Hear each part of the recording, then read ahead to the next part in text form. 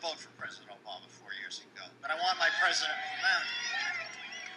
But I want my president to do well. You know, I was coming out of the blocks. I want my country to work. I want the head guy to make it work. It just didn't work. That's all that's happened over 4 years. It didn't work out. And I'm starting to see people notice that it didn't work out. I have friends who talk about voting for Obama in much the same way they tell me the story about how they took an Ambien and woke up naked outside, you know, where they say, what? And you go, you voted for him. You go, really? I took it, I went to bed, I woke up naked at the fridge eating Haagen-Dazs, and I must have went and voted for him right after that. So I hold no rancor towards the man. It just doesn't seem to be working out to me. Now this man here, listen, in a culture where we throw the word great around so capriciously, how many bad movies have you seen? How many bad TV reality shows have you seen where they say it's great, it's great, it's great? Isn't it ironic that we've come back to a good man? I mean, this is such an essentially good man. When I saw that, the RNC, and I saw that couple, the Oprahowskis, I don't know if you remember them. They weren't in prime time. They should have been because they're the very fiber of this country. They come out and talk about a young boy, their son, who was passing away. And this man, you know, his church, I don't know much about the church, but for God's sakes, if the church has a man like this going out and meeting with a young boy, and the boy says he wants to put his will together, and he takes the time to help the kid settle his will, a 13-year-old, well, then this is an eminently decent man in a world that oftentimes doesn't make sense anymore. You know,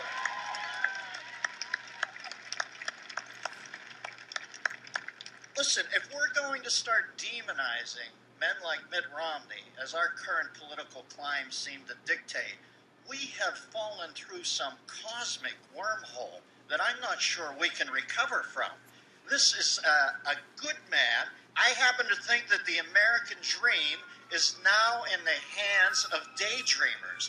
I want somebody to quit doodling in the margins. I want to move it into the center of the page. I want column A, I want column B, and I want somebody who can balance the two columns.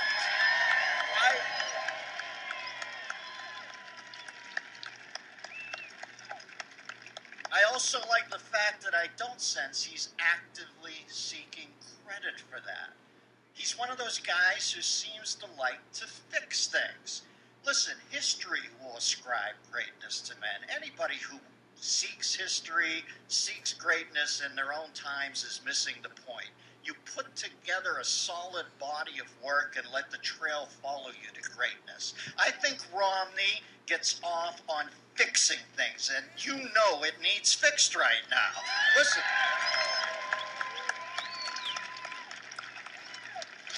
Isn't it ironic that from the first time we saw this man, and I remember the first time I started taking him really seriously is when he bailed out about as early as you can last time he ran for president.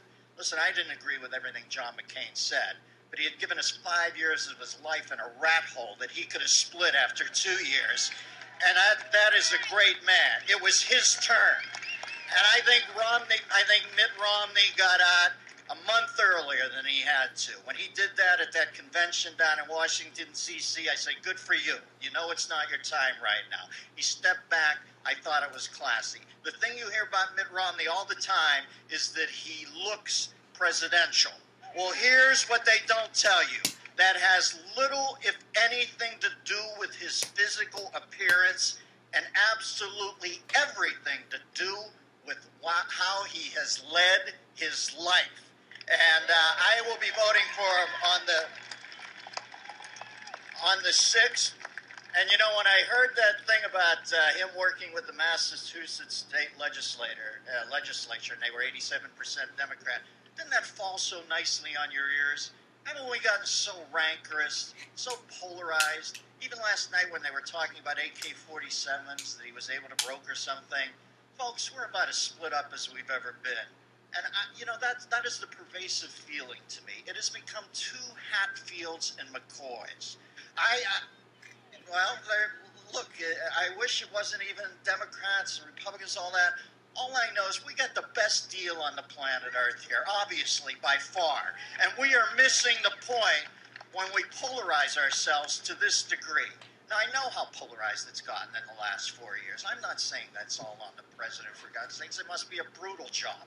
But some of it, the buck does stop there. I look at Romney and I think, you know, if for no other reason than we quit fighting at each other's throats every day of our life, come together and realize that we're all blessed to live in the greatest country in the history of the planet Earth.